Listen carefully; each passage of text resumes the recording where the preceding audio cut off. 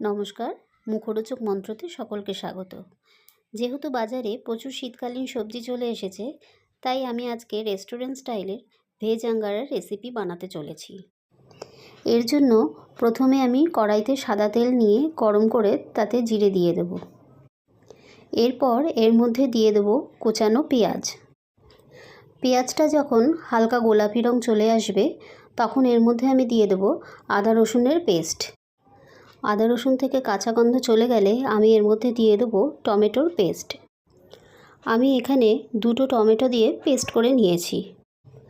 টমেটোটা দিয়ে আমি 2-3 মিনিট রান্না করে নেব। তারপর এর মধ্যে আমি দিয়ে দেব ধনের গুঁড়ো, হলুদ গুঁড়ো, লঙ্কার গুঁড়ো, কাশ্মীরি লাল লঙ্কার গুঁড়ো। এই সমস্ত মশলা দিয়ে আমি এটাকে যতক্ষণ না তেল ছাড়া হয়ে আসে ততক্ষণ কষিয়ে নেব।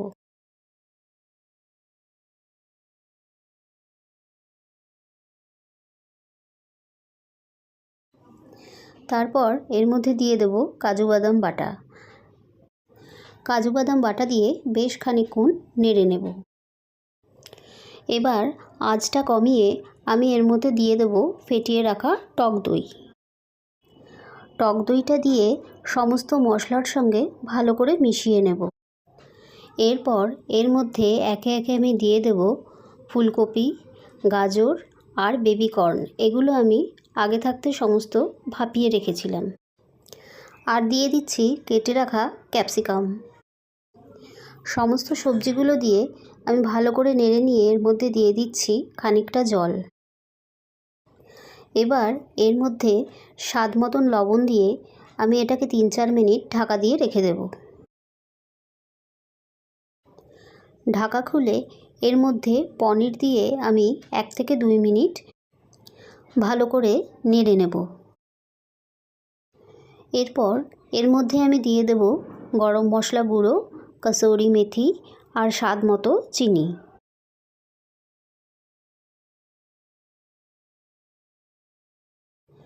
সবশেষে আমি এর মধ্যে দিয়ে দিচ্ছি ফ্রেশ ক্রিম আর ধনেপাতা কুচি।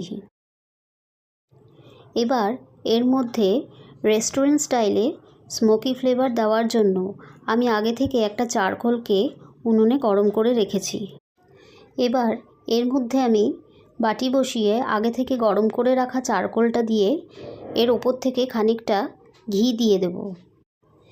এর থেকে ধোঁয়া বেরোতে শুরু করলে আমি এটাকে 4 থেকে 5 মিনিট ঢাকা দিয়ে এই অবস্থায় রেখে দেব। 5 মিনিট পর বাটি সমেত আমি চারকোলটা সরিয়ে নেব। তৈরি হয়ে গেল আমাদের রেস্টুরেন্ট স্টাইল ভেজ আঙ্গারা। এটা যে কোনো রুটি বা পরোটার সঙ্গে সার্ভ করতে পারেন।